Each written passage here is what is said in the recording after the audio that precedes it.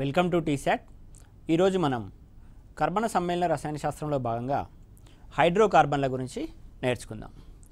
హైడ్రోకార్బన్లు అంటే కార్బన్ మరియు హైడ్రోజన్ కలిసి బంధాలను ఏర్పరచగా ఫలితంగా ఏర్పడేటువంటి సమ్మేళనాలనే మనం హైడ్రోకార్బన్లు అని పేర్కొనడం జరుగుతుంది. పేరులోనే ఉంది హైడ్రోజన్ మరియు కార్బన్, ఈ రెండూ కలిసి బంధాలను ఏర్పరచగా మనకి సమ్మేళనాలు అనేటువంటివి ఏర్పడతాయి. ఆ సమ్మేళనాలన్నింటినీ కూడా మనము హైడ్రోకార్బన్లు అని పేర్కొనడం జరుగుతుంది. ఇక్కడ కొన్ని ఉదాహరణలు చూద్దాం.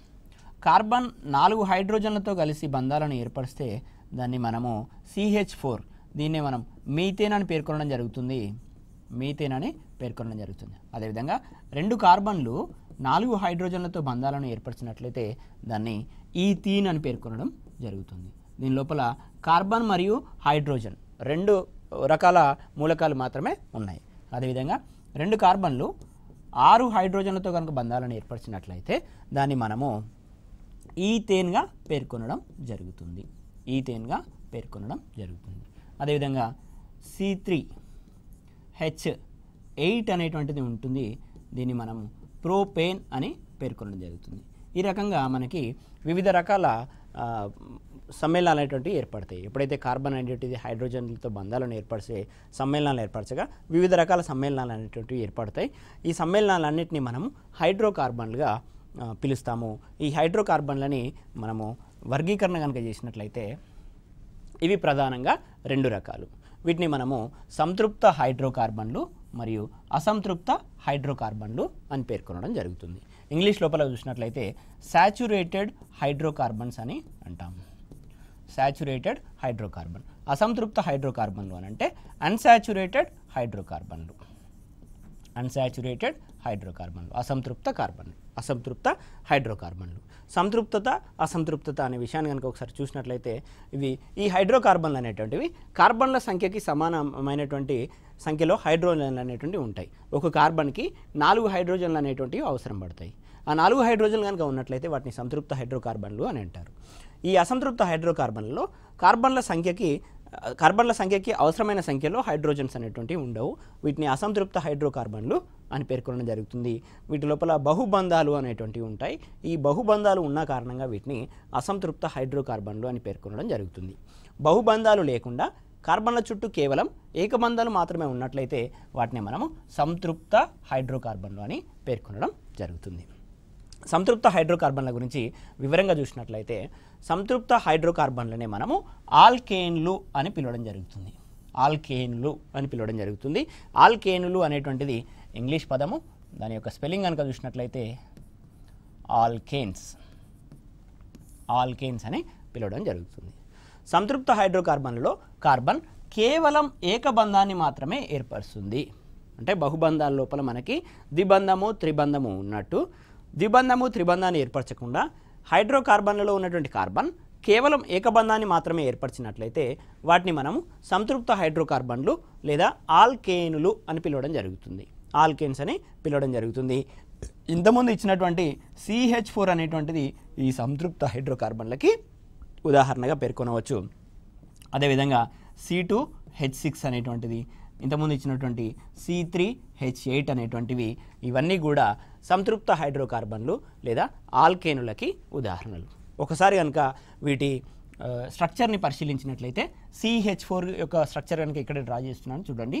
కార్బన్ దాని చుట్టూ 4 హైడ్రోజన్లను కలిగి ఉంది. అంటే వీటి లోపల కార్బన్ పరమాణు అనేటువంటిది కేవలం ఏకబంధాలను మాత్రమే ఏర్పరిచింది. ఈ విధంగా కార్బన్ అనేటువంటిది కేవలం ఏకబంధాలను మాత్రమే ఏర్పరిచినట్లయితే అటువంటి హైడ్రోకార్బన్లను సంతృప్త హైడ్రోకార్బన్లు లేదా ఆల్కేన్లు అని పిలవడం జరుగుతుంది. ఈ C2H6 ఏదైతే ఉందో దీని పేరు నేను ఇంతకుముందే చెప్పడం జరిగింది, మీథేన్. ఇక్కడ C2H6 అనేటువంటిది ఉంది. C2H6 యొక్క పేరుని కనుక చూసినట్లయితే మీథేన్, అదేవిధంగా ఈథేన్. C3H8 యొక్క నేమ్ని పరిశీలించినట్లయితే ఇది ప్రోపేన్గా పేర్కొనడం జరుగుతుంది. ఇక్కడ మీరు గమనించినట్లయితే ఇక్కడ నేను ఇచ్చినటువంటి ఎగ్జాంపుల్స్ యొక్క పేర్ల చివరన ANE అనేటువంటి ANE అనేటువంటి ఒక పదం అనేటువంటిది ప్రతి పేరుకు చివరన రావడం జరుగుతుంది. అదేవిధంగా ఆల్కేన్స్ లోపల చివరి పదం కూడా ఏన్ అనేటువంటిది ఉంది. అంటే ఆల్కేన్ల చివరన మనకి ఏఎన్ఈ అనేటువంటి పదం వస్తుందన్న విషయాన్ని గుర్తుంచుకోవాలి. వీటి లోపల అన్నీ కూడా ఏకబంధాలే ఉంటాయి. ఒకసారి ఈథేన్ యొక్క స్ట్రక్చర్ కనుక చూసినట్లయితే కార్బన్ కార్బన్ ఈ విధంగా 2 కార్బన్ పరమాణువులు అనేటువంటివి ఉన్నాయి మనకి ఈథేన్ లోపల. ఈ 2 కార్బన్ పరమాణువుల చుట్టూ మొత్తంగా 6 హైడ్రోజన్లు అనేటువంటివి ఉన్నాయి. అంటే ఈ కార్బన్కి 3 హైడ్రోజన్లు, అదేవిధంగా ఈ కార్బన్ పరమాణువుకి 3 హైడ్రోజన్లు అనేటువంటివి ఉన్నాయి. 3 హైడ్రోజన్లు అనేటువంటివి ఉన్నాయి. ఈ కార్బన్కి మధ్యన ఒక ఏకబంధం అనేటువంటిది ఉంటుంది. ఇప్పుడు చూడండి, సంతృప్త హైడ్రోకార్బన్లలో ఉన్నటువంటి కండిషన్ ఏదైతే ఉందో కార్బన్ అనేటువంటిది కేవలం ఏకబంధాలను మాత్రమే ఏర్పరచాలి. ఈ కార్బన్ పరమాణువును కనుక గమనించినట్లయితే ఇది ఏకబంధమే, ఇది ఏకబంధమే, ఇది ఏకబంధమే, ఇది కూడా ఏకబంధమే. ఆ విధంగా కార్బన్ అనేటువంటిది కేవలం ఏకబంధాలను మాత్రమే ఏర్పరిచింది. ఈ కార్బన్ కనుక చూసినట్లయితే ఏకబంధం ఏకబంధం ఏకబంధం ఏకబంధం, ద్విబంధాలు కానీ త్రిబంధాలు కానీ ఇక్కడ లేవు. కాబట్టి దీన్ని సంతృప్త హైడ్రోకార్బన్ లేదా ఆల్కేన్ అని పిలవడానికి అన్ని రకాలుగా ఇది అర్హత సాధించిందని చెప్పవచ్చు. ఏదైతే కండిషన్స్ ఉన్నాయో కండిషన్స్ని ఫుల్ఫిల్ చేసిన కారణంగా C2H6 ఈథేన్ ఏదైతే ఉందో దాన్ని మనము సంతృప్త హైడ్రోకార్బన్ అని పిలవచ్చు. C2H6 దీని పేరుని మనం ఈథేన్ అని చూడడం జరిగింది. మరొక ఎగ్జాంపుల్ తీసుకుందాం మనము C3H8. C3H8 లోపల 3 కార్బన్ పరమాణువులు అనేటువంటివి ఉన్నాయి. 3 కార్బన్ పరమాణువులు అనేటువంటివి ఉన్నాయి. ఈ 3 కార్బన్ పరమాణువుల చుట్టూ మొత్తంగా 8 హైడ్రోజన్ ఆటంలు అనేటువంటివి ఉన్నాయి. 8 హైడ్రోజన్ల ఆటం లోపల చివరి కార్బన్ చుట్టూ మనకి 3 హైడ్రోజన్లు అనేటువంటివి ఉంటాయి. చివరి కార్బన్తో 3 హైడ్రోజన్ పరమాణువులు బంధాలను ఏర్పరుస్తాయి. 3 హైడ్రోజన్ పరమాణువులు బంధాలను ఏర్పరుస్తాయి. ఇక ఈ కార్బన్కి మధ్యన ఒక ఏకబంధం, ఈ కార్బన్కి మధ్యన ఏకబంధం. సంతృప్త హైడ్రోకార్బన్లకి ఉదాహరణగా చెప్పుకుంటున్నాం కాబట్టి కేవలం ఏకబంధాలు మాత్రమే ఉంటాయి. అదేవిధంగా ఒకసారి వ్యాలెన్సీలు కనుక కార్బన్ యొక్క వ్యాలెన్సీ లేదా సంయోజకత 4గా ఉంటుంది. ఇక్కడ ఈ కార్బన్ చుట్టూ 4 బంధాలు అనేటువంటివి ఏర్పడడం జరిగింది. ఈ కార్బన్ చుట్టూ కూడా 4 బంధాలు అనేటువంటివి ఏర్పడడం జరిగింది. కానీ మధ్యలో ఉన్నటువంటి కార్బన్ చుట్టూ 4 బంధాలు ఏర్పడలేదు. ఇటువైపున ఒక బంధం, ఇటువైపున ఒక బంధం, కేవలం 2 బంధాలు మాత్రమే ఏర్పడ్డాయి. మనకి ఇక్కడ 6 హైడ్రోజన్ పరమాణువులు మాత్రమే ఉపయోగించడం జరిగింది. ఇంకా మనకి C3H8 దీని ఫార్ములా C3H8. మొత్తంగా మనకి 8 హైడ్రోజన్ పరమాణువులు అనేటువంటివి ఉన్నాయి. కావున ఇంకొక 2 హైడ్రోజన్ పరమాణువులని ఈ మధ్యలో ఉన్న కార్బన్ బంధాన్ని ఏర్పరుస్తుంది. ఇంకొక 2 హైడ్రోజన్ పరమాణువులతో మధ్యలో ఉన్న కార్బన్ అనేటువంటిది బంధాలను ఏర్పరుస్తుంది. ఈ విధంగా C3H8 నిర్మాణం అనేటువంటిది ఉంటుంది. ఈ C3H8 నిర్మాణం లోపల ఏ కార్బన్ పరమాణువును తీసుకున్నా కూడా కేవలం ఏకబంధాలను మాత్రమే ఏర్పరిచింది. ద్విబంధాలను త్రిబంధాలను ఏర్పరచలేదు.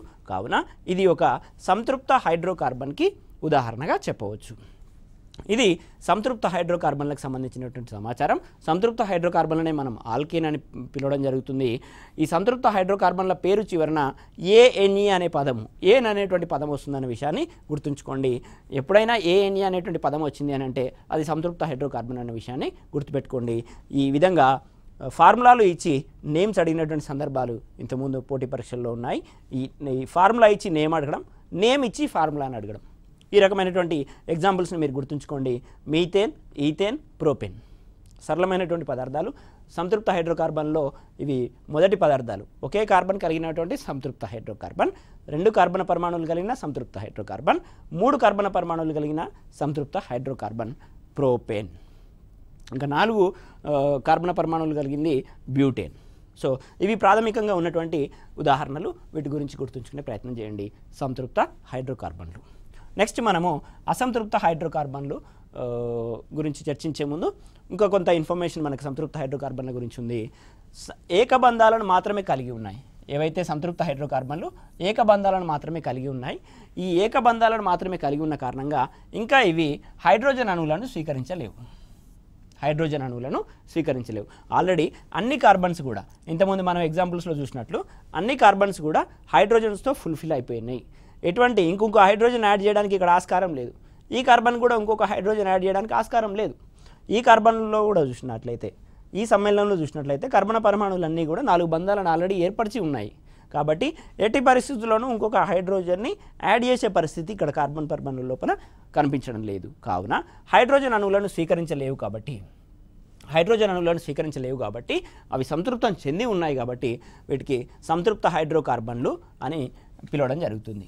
ఇవి సంతృప్తంగా ఉన్నాయి, ఎటువంటి హైడ్రోజన్ అణువుల అవసరం వీటికి లేదు, కావున వీటిని సంతృప్త హైడ్రోకార్బన్లు అని పిలవడం జరుగుతుంది.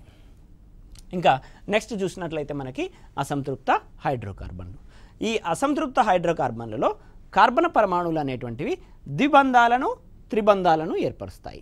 ఇంతకుముందు సంతృప్త హైడ్రోకార్బన్ల లోపల కార్బన పరమాణువు అనేటువంటిది కేవలం ఏకబంధాన్ని మాత్రమే ఏర్పరిచింది.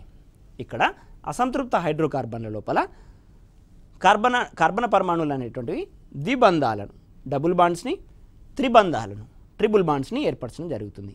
సింపుల్గా చెప్పాలనంటే కేవలం ఏకబంధాలను ఏర్పరిచినట్లయితే సంతృప్త హైడ్రోకార్బన్లు, బహుబంధాలను కనుక ఏర్పరిచినట్లయితే అంటే ద్విబంధాన్ని త్రికబంధాన్ని రెండింటిని కలిపి బహుబంధము అని మనం నిర్వచించినట్లయితే, బహుబంధాలను ఏర్పరిచినట్లయితే వాటిని మనం అసంతృప్త హైడ్రోకార్బన్లు అని పేర్కొనడం జరుగుతుంది.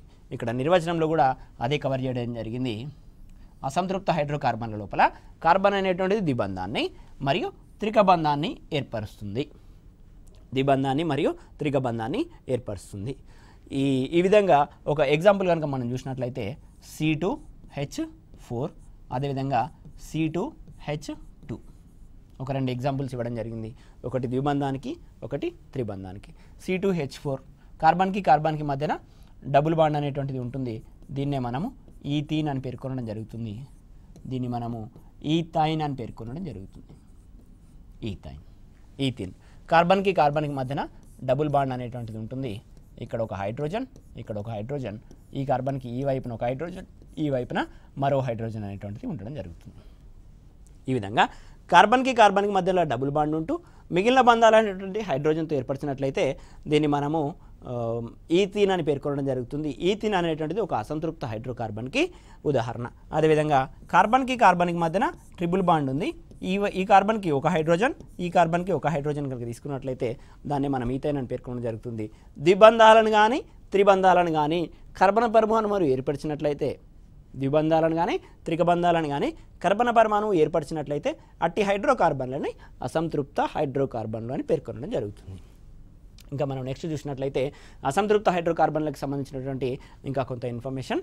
అసంతృప్త హైడ్రోకార్బన్లనే ఆల్కీన్లు అని, అంటే ఏదైతే కార్బన్ కార్బన్ మధ్యలో డబుల్ బాండ్ ఏర్పాటు చేసిందో ఈ రకమైనటువంటి అసంతృప్త హైడ్రోకార్బన్లని మనం ఆల్కీన్స్ అని పిలవడం జరుగుతుంది. ఆల్కీన్ అనేటువంటిది ఒక ఇంగ్లీష్ వర్డ్ కాబట్టి ఆల్కీన్స్ అని పిలవడం జరుగుతుంది.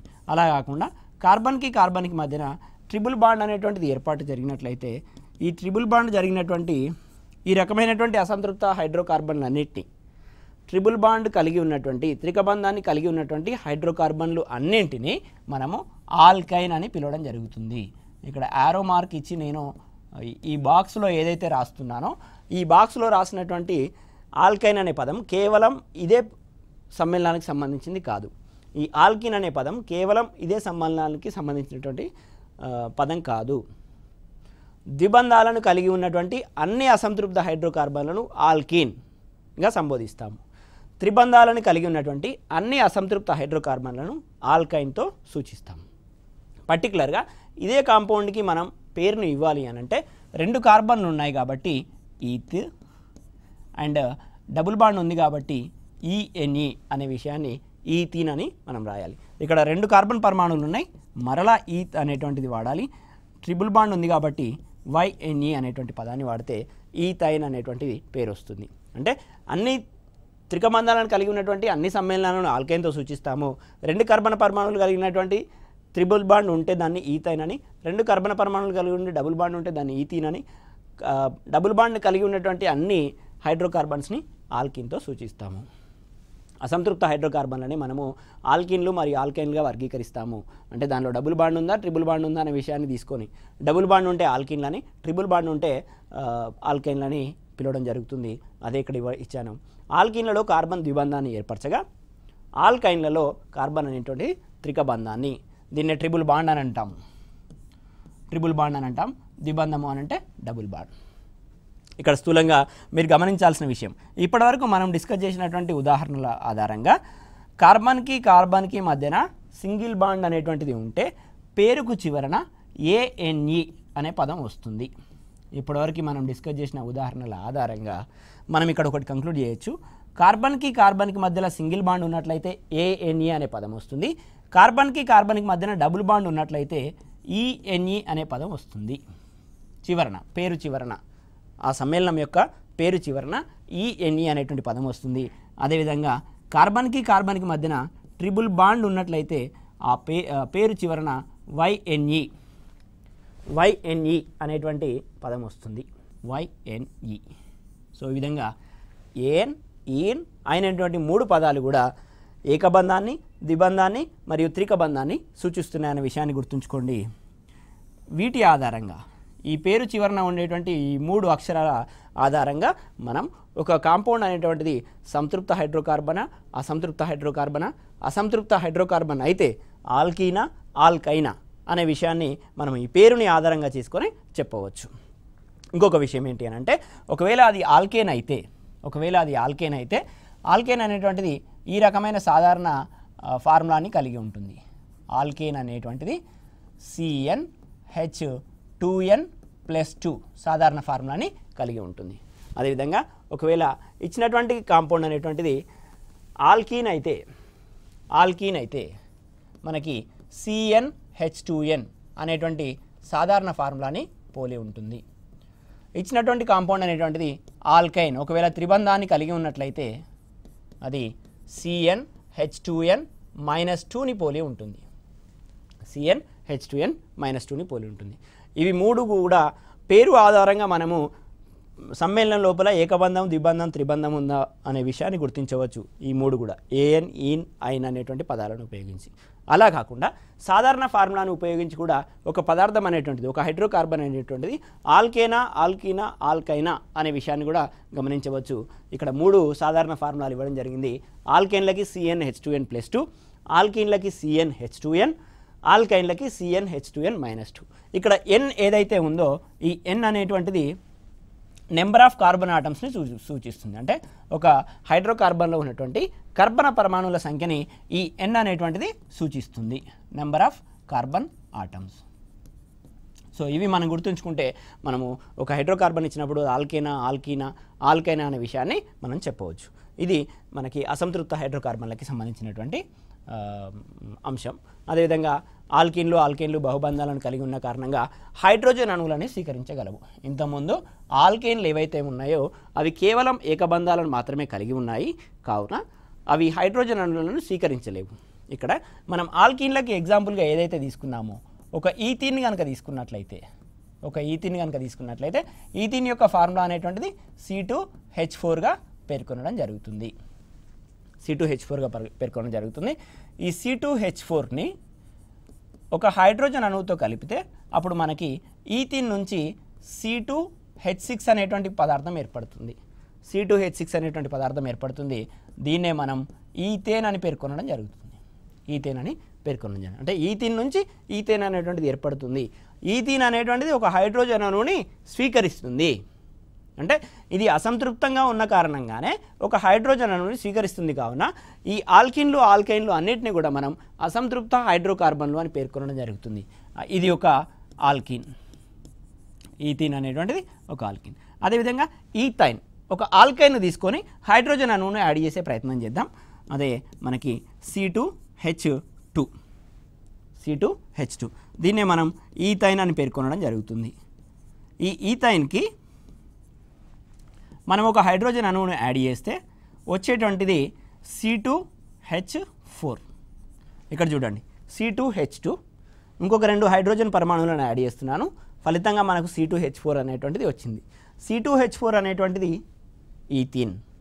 దీనికి మరొక హైడ్రోజన్ అణువుని మనం యాడ్ చేయొచ్చు, ఫలితంగా మనకి C2H6 అనేటువంటిది వస్తుంది.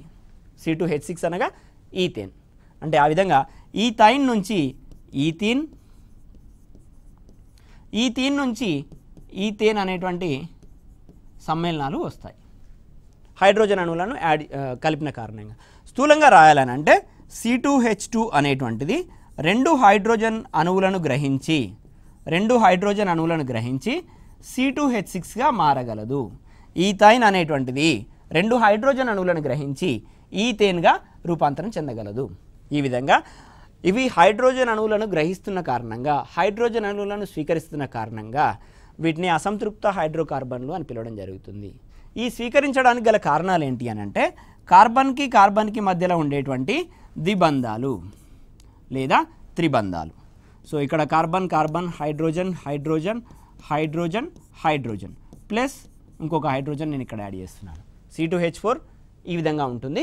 దీనికి ఒక హైడ్రోజన్ అణువుని యాడ్ చేస్తున్నాను. ఇక్కడ ఏమవుతుందనంటే మనకి ఇక్కడ ఉన్నటువంటి బాండ్ అనేటువంటిది బ్రేక్ అవుతుంది. ఈ 2 బంధాలలో ఒక బంధం బ్రేక్ అయిపోయి, ఒక బంధం విడిపోయి మిగిలిన 2 హైడ్రోజన్ అణువులను గ్రహించి ఫలితంగా మనకి సింగిల్ బాండ్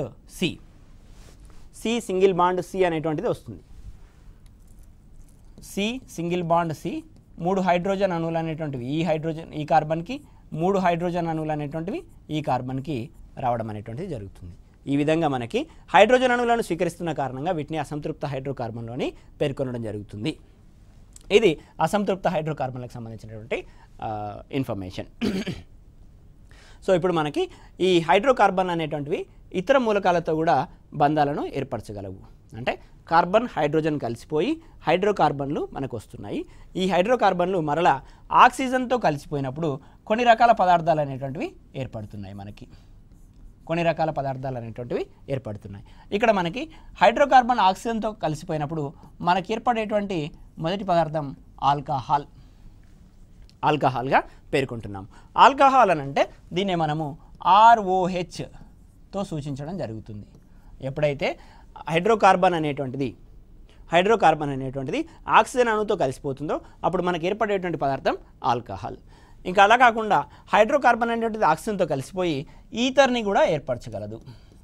ఈథర్ అనేటువంటి కాంపౌండ్ని కూడా ఏర్పరచగలదు. దీన్ని మనము RORతో సూచించడం జరుగుతుంది. ఆల్కహాల్ అంటే ROH, ఈథర్ అంటే ROR. అలా కాకుండా ఈ ఆక్సిజన్ అనేటువంటిది డబుల్ బాండ్తో కనుక కార్బన్తో బంధాన్ని ఏర్పరిస్తే మనకి ఏర్పడేటువంటి కీటోన్స్నే మనము RC+ORతో సూచిస్తున్నాము. RC+ORతో సూచిస్తున్నాము. కీటోన్లు అనేటువంటివి RC+ORతో సూచిస్తున్నాము. అదేవిధంగా ఈ ఆక్సిజన్ పరమాణు అనేటువంటిది హైడ్రోకార్బన్లో ఉన్నటువంటి కార్బన్తో ద్విబంధాన్ని ఏర్పరిచినట్లయితే మనకి ఆల్డిహైడ్స్ అనేటువంటి కాంపౌండ్స్ అనేటువంటివి వస్తున్నాయి. దీన్నే మనము RC+OHతో సూచిస్తున్నాము. ఈ విధంగా హైడ్రోకార్బన్లు అనేటువంటివి వేర్వేరు పరమాణులతో కలిసిపోయిన కారణంగా మనకు అనేక రకాల సమ్మేళనాలు అనేటువంటివి ఏర్పడుతున్నాయి. ఆ సమ్మేళనాన్ని ఇక్కడ గమనించినట్లయితే హైడ్రోకార్బన్ ఆక్సిజన్తో కలిసిపోయినప్పుడు ఆల్కహాల్ అనేటువంటిది వస్తుంది, ROH. అదేవిధంగా ఈథర్తో కలిసిపోయినప్పుడు RORగా సూచించడం జరుగుతుంది. ఈ కార్బన్తో డబుల్ బాండ్ ఏర్పరిచినట్లయితే కీటోన్, కార్బన్తో డబుల్ బాండ్ ఏర్పరుస్తూ ఒకవైపున హైడ్రోజన్ కలిగి ఉన్నట్లయితే ఇక్కడ కీటోన్కి ఆల్డిహైడ్కి తేడాని గమనించండి. అదేవిధంగా ఆల్కహాల్కి ఈథర్కి తేడాని గమనిద్దాం ఒకసారి. ఇక్కడ ఆల్కైల్ అనేటువంటిది, ఆల్కైన్ అంటే ఏం లేదు, సింపుల్గా చూడండి. ఒక ఆల్కైన్ను తీసుకొని ఒక హైడ్రోజన్ ఆటంని తీసివేయగా ఏర్పడేటువంటి సమ్మేళనాన్ని మనము ఆల్కైల్ గ్రూప్ అని పేర్కొనడం జరుగుతుంది. ఇక్కడ CH4 అనేటువంటిది నేను తీసుకున్నాను. ఈ CH4 నుంచి నేనేం చేయాలి, ఒక హైడ్రోజన్ ఆటంని తీసివేయాలి. అంటే ఒక హైడ్రోజన్ ఆటంని తీసివేసిన కారణంగా నాకు CH3 అనేటువంటిది లభిస్తుంది. ఈ ఏర్పడేటువంటి CH3నే ఆల్కైల్ పేరు మీదుగా, ఇది మీథేన్ కదా, CH4 అనేటువంటిది మీథేన్. ఈ మీథేన్ నుంచి నాకు మీథైల్ అనేటువంటిది ఏర్పడింది. ఇక్కడ గమనించండి, ఆల్కేన్ని తీసుకుంటున్నాము, ఒక హైడ్రోజన్ ఆటంని తీసివేసినట్లయితే మనకు వచ్చేటువంటిది ఆల్కైల్ స్థూలంగా. మీథేన్ని తీసుకొని ఒక హైడ్రోజన్ ఆటంని తీసేస్తే మనకు వచ్చేది మీథైల్.